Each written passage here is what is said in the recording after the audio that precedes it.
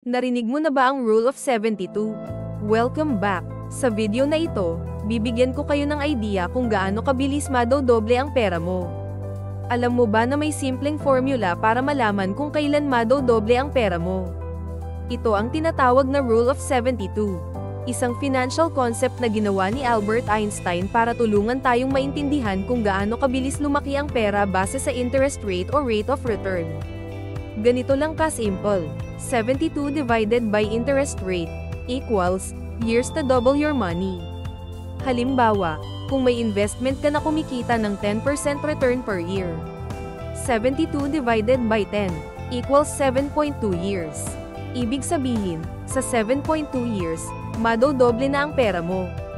Ngayon, isipin mo eto, kung mas mataas ang return, mas mabilis magdoble.